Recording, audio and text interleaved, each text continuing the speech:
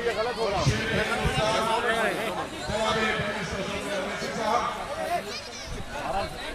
मेरे अजीज दोस्त जनाब भाई शाकिर साहब, जनाब भाई मनोवर साहब,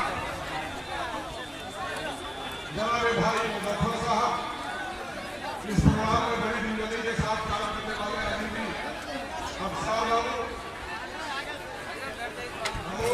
प्रखंड की महिला अध्यक्ष अजीजा मुजफ्फर सदन और सीमांचल की मायानाज सहाफिया और हिंदुस्तान में खवातीन के दरमियान में सहाफत की बहुत ही पाकीज़ा आवाज मोहतरमा तस्लीम कौसर साहब, भाई जनाब मुफ्ती रहमान सिंह जी, जनाब मौलाना गुड्डू साहब, जनाब मौलाना रब्बानी साहब, जनाब भाई अफरोज आलम साहब, जनाब भाई शहबाज अब्दू साहब, सुरेश अख्तर साहब और दीगर नुमाइंदे के कारकुनान यहाँ पर मुख्तलिफ मकामात से आए हुए मेरे भाइयों हज़रत मौलाना नासिर साहब, हज़रत मौलाना अब्दुल्ला सालिम कमर साहब, दीगर मुअज़्ज़ज़ उलमाए किराम, मेरे भाइयों बुजुर्गों, किसान मजदूर साथियों, मेरे एक और पाकिस्तान के युवाओं बहनों बेटियों और जिम्मेदार साथियों, बात करनी है। मैं भी अपने तारीख को सुनना चाहता हूँ और आप भी सुनने की तमन्ना रखते हैं। मैं दो तीन बातें मुख्तसर करके निकल जाऊंगा। ये इंतजामी जलसा है, अमूर बैसाखी तकरीर और तस्वीर बनाने का फैसला है। गुज़िश्ता 30-35 सालों से इस इलाके को महरूमी और लाचारी का शिकार होना पड़ा है। चूंकि यहाँ का जो नुमाइंदा रहा वो इतना मनहूस और नाकारा रहा कि कभी भी इस इलाके के मसाइल की आवाज नहीं उठाई। अमोर वैसा के मेरे जिम्मेदार साथियों, अगर अमोर वैसा की गुर्बत, अमोर वैसा की नफरत हाली, अमोर वैसा की नाज़िंदगी, अमोर वैसा की बेबसी का तस्करा होता है तो आप कहते हैं कि सड़कें नहीं बन पाई, पुल नहीं बन पाए, स्कूल नहीं बन पाए, हॉस्पिटल नहीं बन पाए, इसी वजह से हम गरीब हो गए। लंबा जवाब में देकर मैं मुख्तसर में कहूंगा कि आपने कभी इन मुद्दों को बुनियाद बनाकर वोट नहीं दिया, बल्कि आपकी अमोर वैसा की यहाँ की नस्लों की बर्बादी का एक ही सबब है, वो ये है कि हम कहीं न कहीं से असमियत के शिकार हो। यहाँ जब भी कोई जीता बंगाली के नाम पर जीता, जब भी कोई जीता कुलिया के नाम पर जीता, अमोर वैसा की बदहाली को बदलने के नाम पर कोई नहीं जीत सका। अल्हम्दुलिल्लाह वो दिन आ गया है जब बिरादरी के नाम पर कोई नहीं जीतेगा। अमोर वैसा के आवाम की खिदमत का दिन कोई वादा होगा वही जीतेगा और ये नेक अमल सिवाय बने से इत्तेहाद मुस्लिमीन के जो लामा फैसला नहीं कर सकते। मेरे भाइयों, आपको भी याद है और मुझे भी अच्छी तरह याद है कि एक नाकारा आदमी जो पिछले 90 अरसे तक आपके सामने बढ़ा, उसका नाम अब्दुल जलील मस्तान है। मस्तान की जगह पीपल बरगद के दरख्त के नीचे या पहाड़ के खून में या किसी नदी के किनारे हो सकती है। जो मस्तान असम्बली में अमोर वैसा की आवाज नहीं उठा सकता, गुंडागर्दी के नाम पर दोबारा अमोर वैसा की जमीन से कभी जीत करने नहीं बन सकता है।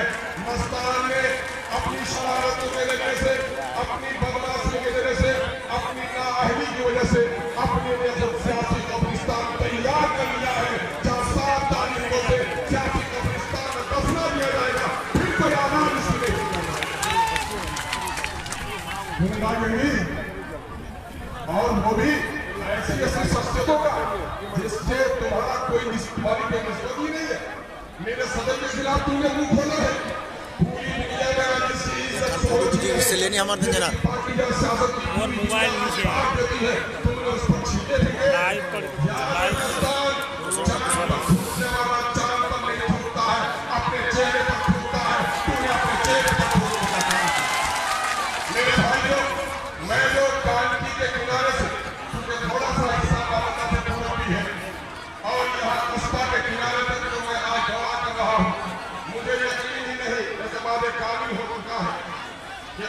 तबारक तआला ने हमारे बुजुर्गों के दिलों में जो मोहब्बत दी है, उनकी पेशानी की जो रमक है, उनके चेहरे की जो चमक है, नौजवानों का जो जोश है, बच्चों का जो ववाला है, खवातीन की जो तमन्ना है, वो यही है कि आपकी बात पतंग के सिवा कोई दूसरी को कुछ नहीं।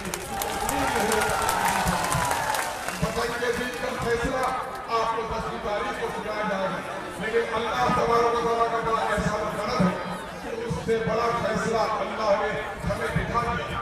वो दिखा ये दिया है हमारे भाई जनाब फारूक साहब जो हमारे इंचार्ज है जनाब से जनाब भाई माजिद हुसैन साहब जो हमारे बिहार के इंचार्ज है, ये लोग दौरा किए थे पिछले बार भी इस हफ्ते का, लेकिन अब बार उन्होंने कहा है क्या सोलीमान कामयाबी का सेहरा तो तुमको 10वीं तारीख को मिलेगा, लेकिन एक बड़ा कार्य सवाब तुमने कर दिया है कि अब यहाँ असबियत की जो फड़ी हुई लाश थी, बिरादरी का जो झगड़ा था, बंगाली और कुलिया के नाम पर जो झगड़ा था, उस सड़े हुए लाश को कभी तुमने दफना दिया है और मिल्लत को वजह से तुमने कहा दिया है। ये तुम्हारी बड़ी कामयाबी है। यकीनन है भाई मेरे, ये कार्य एक है और तौहीद के नाम पर एक हो जाना यही सबसे बड़ी अमानत हमारी है। हम इस वक्त यहाँ के दलितों को, हिंदू भाइयों को जो कहने वाला चाहते हैं कि हमारी पार्टी की एक सोच है, यही अमल है, जय भीम और जय भीम का नारा ही अपने देखे, बल्कि दलितों और पिछड़ों को वजारत की कुर्सी पर बैठाने की जनाब मदद करते हैं ताकि दलितों को इंसाफ मिले। लेकिन ये बड़ी बात तो इस वक्त असदियत में जिस लाश को दफना रहे हैं, उसकी सड़ी हुई टांग को कुछ लोग ऊपर खींच कर ला रहे हैं। मेरे कुलैया भाइयों, मैं बड़े फख्र के साथ कहता हूँ, इस मामले में कोई ऐसा से अदालत मुझको नहीं है कि मैंने सुल्तानपुरी हल्के को भी देखा है और कुलिया की बिरादरी को भी देखा है। मस्जिदों की जो शानदार इमारत आपकी देखी है, आपके चेहरे में नूरानी जो दाढ़ी और आपके सर पे जो चमकीली टोपी हमने देखी है, मुझे इस बात का यकीन है कि सुल्तानपुरियों से ज्यादा दीन और शरीयत के मामले में बेदार आबादी कुलिया की आबादी है और कुलिया की आबादी इस बात को कभी पसंद नहीं करेगी कि बाबरी मस्जिद को जिन लोगों ने तोड़ा, मेरी माए बहनें हैं, मेरी माँ बहनों, इस वाक़या का दोहराते हुए मुझे बड़ी दिक्कत हो रही है कि गुजरात के गुंडों ने क्या किया। याद करो 2002 में इसी मोदी की सरकार में गुजरात के गुंडों ने माँ और बहनों की इज्जत के साथ खिलवाड़ किया है। बाप के सामने में बेटी की इज्जत लूटी, भाई के सामने में बहन की आबरू लूटी, बच्चों के सामने मुसलमान को बेआबरू किया गया। दुश्मनों का कलेजा ठंडा नहीं हुआ तो दूध पी के बच्चों को उठाकर आग में फेंका। कलेजा ठंडा नहीं हुआ इन बदमाशों गुंडों का, हामला औरत के पेट को चाट करके उनके बच्चों को भी जिसने आग में फेंका। उस बेशरम लोगों के साथ अगर कोई जाए तो मैं समझता हूँ मिल्लत का वफादार नहीं, मिल्लत का गद्दार होगा। आप क्या कहना चाहता है? सर की टोपी ये बताती है कि सच का रिश्ता मस्जिद से है और पेशानी का टीका ये बताता है कि इस सच का रिश्ता मंदिर से है। याद रखे सभासद साहब, आपके तीर का झंडा भी यही बता रहा है कि हमारा रिश्ता गुजरात से है और गुजरातियों को मैंने कहा कोई मुफ्त नहीं करूंगा। मैं तुझे कहा तहसील मौलाना तहसील साहब साहब से रिश्ता मेरे सब करने नहीं है, बल्कि हर पासों के साथ आज जो कुलिया भाइयों की बस्तियों में जो मसला है, मैंने इलेक्शन का दौरा कर रहा था कैंपेन में, लगता था मैं इलेक्शन लड़ने नहीं आया हूँ बल्कि जीत कर आया हूँ। माए गाड़ियों पर पानी लाके डाल रही थी, बच्चे माए नारे लगा रहे थे, बूढ़े की जबान पर दुआएं थी, 90 साल के बूढ़े ने उठ कर मेरे सर पर हाथ रखा। मैंने कहा बचा लोग तो बोलते हैं कि कुलिया के नाम पर वोट करेंगे। उस बूढ़े ने मुझे कहा बेटा भूल जाओ, कुलिया सब कुछ कर सकता है, अपने शरीर के जोड़ों में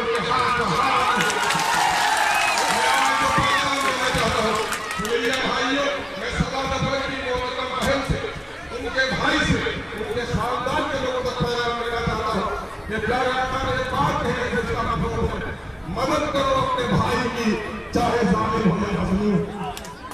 लोगों ने पूछा या रसूलुल्लाह, मजलूम की मदद तो समझ में आती है, मैं आपसे पूछूं सख्ती हो तो उसके सख्त पे मोहर लगाओ, या रसूलुल्लाह जालिम की मदद क्या करो ताकि जालिम जिस पहिए और बाजू से जुल्म करता है वो पहिए और बाजू तोड़ दे ताकि जुल्म से बाज आए क्या जाए बच जाए।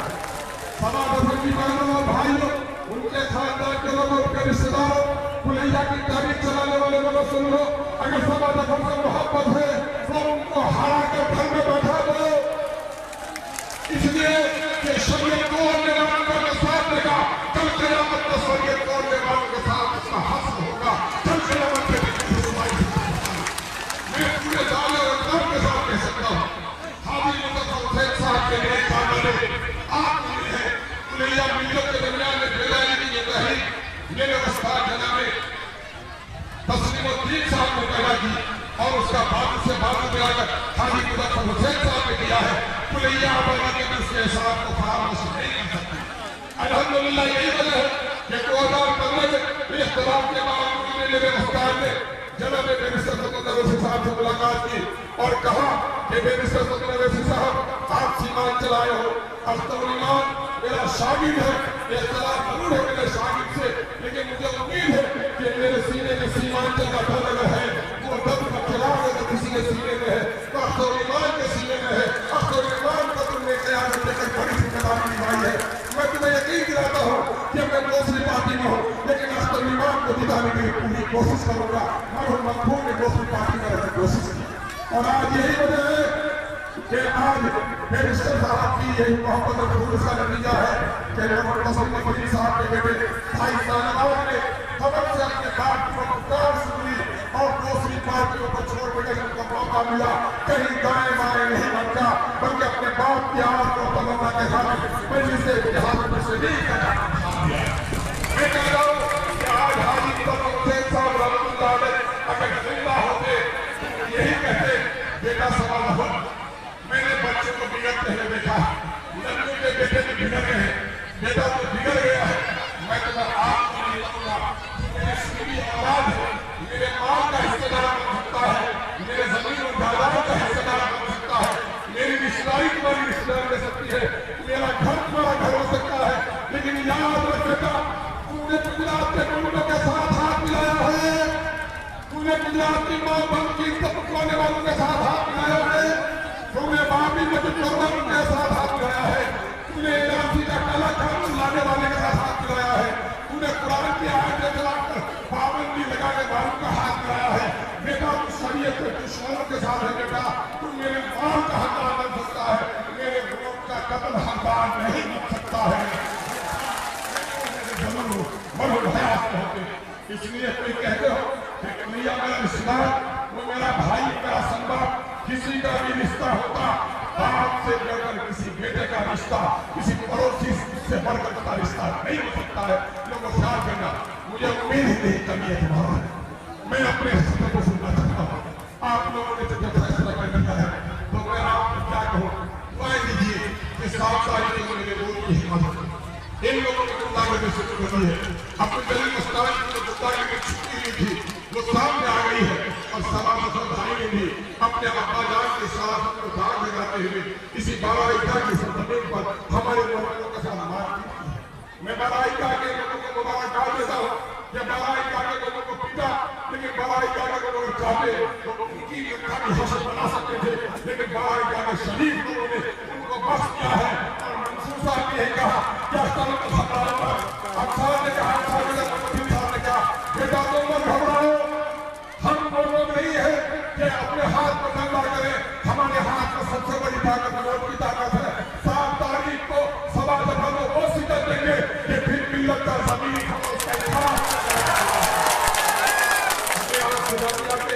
इस गम को इधार के बिना नहीं आ सकते।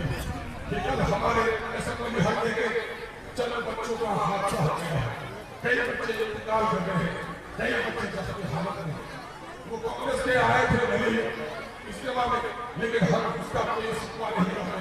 वो बच्चे हमारे बच्चे हैं, वो माए हमारी तरीकी है, हम अपने बच्चों की मदद से बीमार करते हैं। जो लोग बीमार हैं, जो लोग बच्चे हैं, जैसे हिजाबी बीमार करते हैं, मनोवेल के मामले को अल्लाह से तकलीफ का फरमान उसकी दुआ करते हैं, और जो बच्चे बीमार हैं उनके मामले और सब और उनको सेहत का फरमान इसकी दुआ करते हैं। ये बात आगे है अब्दुल्ला सालिक साहब की दुआइया करना की बात कही जाएगी। हम बड़े इत्मीनान के साथ आप देख रहे हैं, मैं नहीं चाहता कि रुस्तुम का बदन ज़ेरे कफन कांप रहा है, रुस्तुम का बदन ज़ेरे कफन कांप रहा है। अल्लाह की शेर की आमद है कि रंग का कहा है मेरी मुराद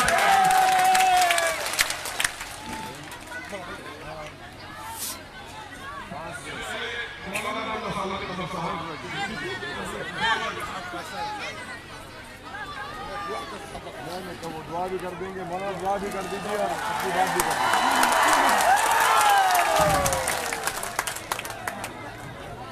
विधानसभा के मेरे प्यारे दोस्तों,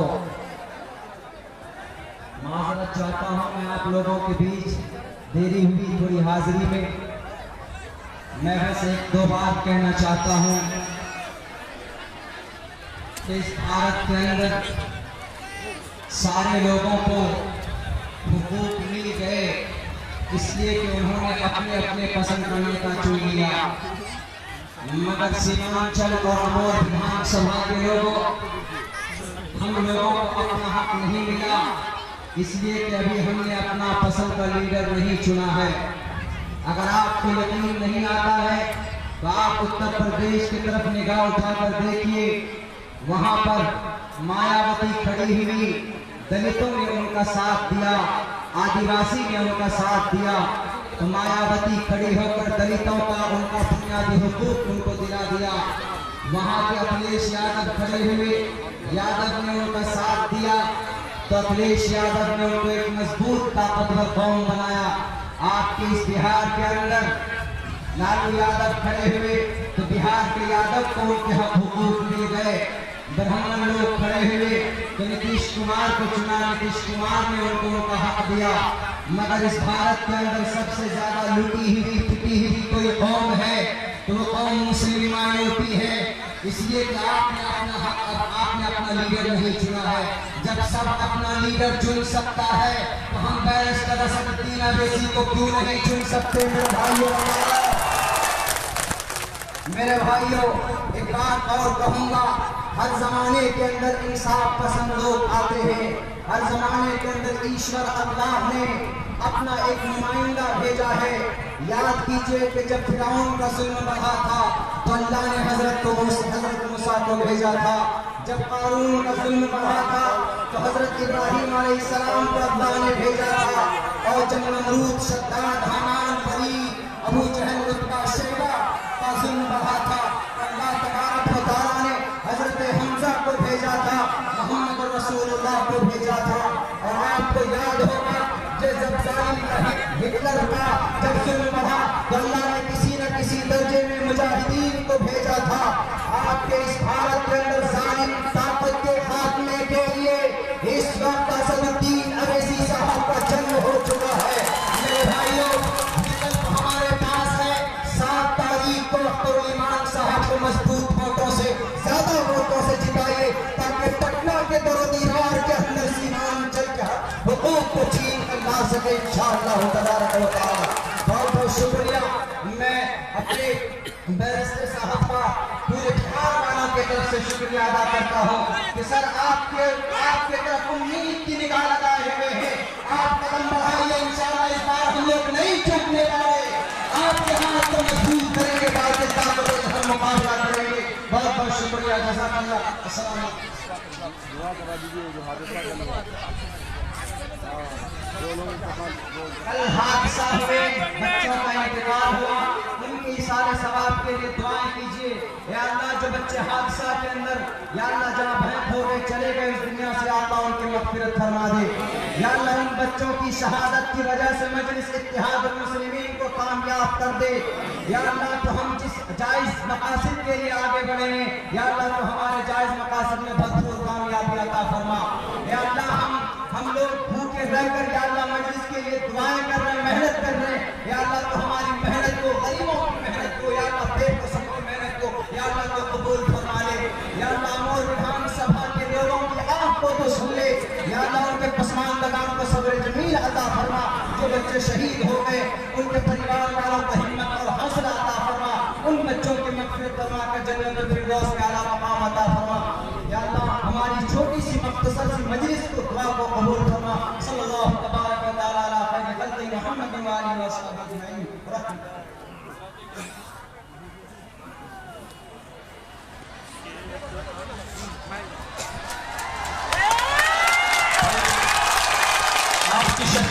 मुताबिक तारुफ नहीं, MIM के जाबाज चीफ कमांडर नकीब मिल्लत जनाब बैरिस्टर असदुद्दीन ओवैसी साहब तशरीफ ला रहे हैं। उनकी बात गौर से सुनिए।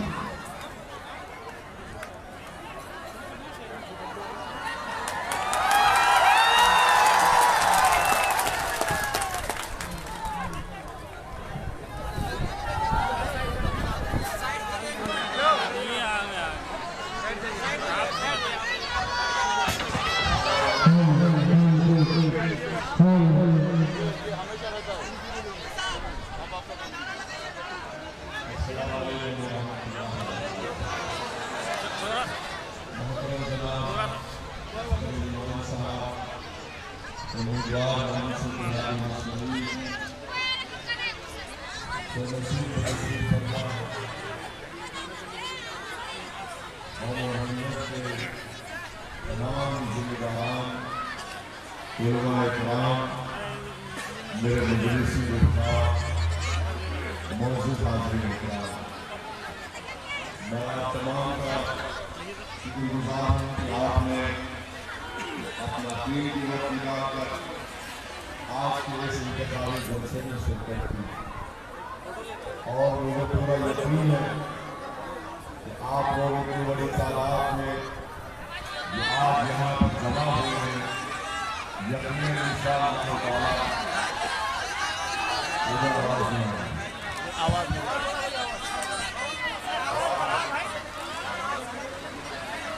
आप इतनी बड़ी तादाद में जो यहाँ पर जमा हुए हैं मुझे यकीन है कि इंशाअल्लाह ताला अमूर की सुजान सभा में नई तब्दीली आएगी और आपकी दुआओं और बरकतों से इंशाअल्लाह ताला यहाँ से अल्लाह सुब्हानहू व तआला जनाब अख्तर अली मान को आपका नया विधायक बनाकर अमूर में इनकलाब उठा रहा है।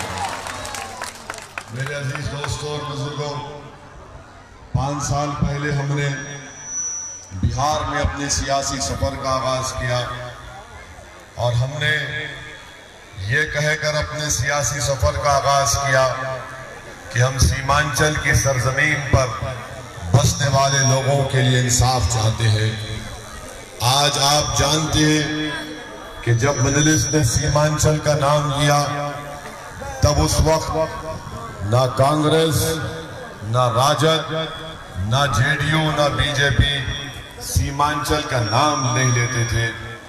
5 साल से मुसलसल मोहतरम जनाब अख्तर अली मान साहब की क़ियादत में मेरे मजलिस रुफ़ा ने सीमांचल के कोने कोने में जाकर जमात को मजबूत किया, सीमांचल की पसमानदगी के ताल्लुक से आवाम से गुफ्तगू की और मजलिस इत्तेहादुल मुस्लिमीन का नज़्मुल-ऐन और मजलिस इत्तेहादुल मुस्लिमीन का पैगाम और मजलिस इत्तेहादुल मुस्लिमीन की जदोजहद के बारे में बताया। मैं आज ये कहने के मौक़िफ़ में हूँ कि अल्हम्दुलिल्लाह आज सीमांचल में एक नया इनकलाब बर्पा हो चुका है और कोई सियासी ताकत इस बढ़ते हुए इनकलाब जो मैं देख रहा हूँ, जो एक बदलाव के रूप में एक तूफान बनता जा रहा है, ना सिर्फ अमूर बल्कि बैसी, जोकीहाट, किशनगंज, कोचा दामन, बहादुरगंज, ठाकुरगंज, इन तमाम असेंबली हल्के जात पर इंशाअल्लाह ताला मजलिस इत्तेहादुल मुस्लिमीन को अल्लाह सुब्हानहू व तआला अपने वोटों से कामयाब और कामरान करेगा। तीसरी अहम बात जो हम आपको बताना चाहते हैं कि सीमांचल की सरजमीन पर अल्लाह सुब्हानहू व तआला ने एक बहादुर, दूरंदेश और एक मुदब्बिर सियासी क़ायद को अल्लाह ने पैदा किया था जिसका नाम तस्लीमुद्दीन साहब था। और तस्लीमुद्दीन साहब ने सीमांचल की सरजमीन के लिए बड़ी कुर्बानियां दी, बड़ी मेहनतें की। उनके इस दुनिया से रुखसत हो जाने के बाद सीमांचल की सरजमीन पर क़यादत का एक बहुत बड़ा फुक़दान है। यकीनन हम तस्लीमुद्दीन साहब जैसे ख़द्दावर सियासी शख्सियत का नामो बदल तो नहीं हो सकते, मगर उनकी कुर्बानियाँ यकीनन हमारे लिए एक मशाल राह है।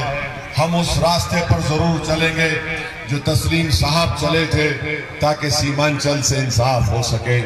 चौथी बात जो मैं आपको बताने आया हूँ वो ये है मेरे अजीज दोस्तों और बुजुर्गों कि हम यहाँ पर सीमांचल में एक गुलदस्ता बनाना चाहते हैं, और वो गुलदस्ता सिर्फ एक फूल से मुकम्मल नहीं हो सकता। उस गुलदस्ते में जहाँ पर हम हमारे सुरजापुरी भाइयों का फूल लगाएंगे, वहीं पर हमारे कुलैया भाइयों का भी फूल उस गुलदस्ते में लगेगा। उस गुलदस्ते में शेरशाहवादी भाइयों का फूल लगेगा, उस गुलदस्ते में हमारे पश्चिमा भाइयों का फूल लगेगा, उस गुलदस्ते में हमारे दलित भाइयों का फूल लगेगा, उस गुलदस्ते में हमारे गैर मुस्लिम भाइयों का भी फूल लगेगा।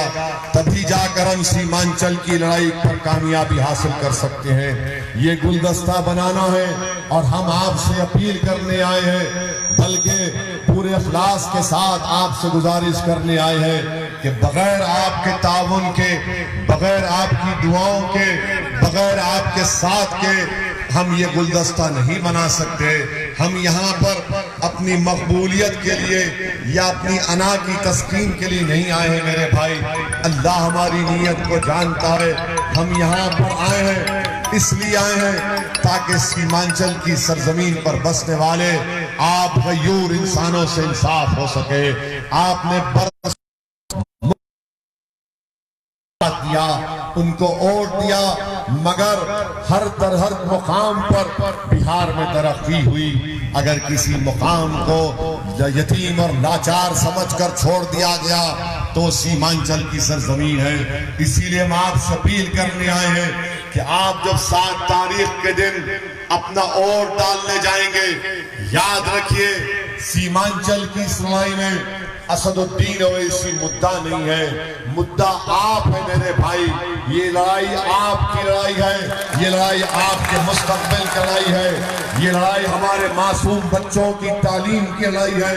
ये लड़ाई सीमांचल में और अमूर विधानसभा में यहाँ पर जो किसान परेशान हो जाता है, सैलाब और बाढ़ आती है, तो उनकी लड़ाई है। मैं मुद्दा नहीं हूँ।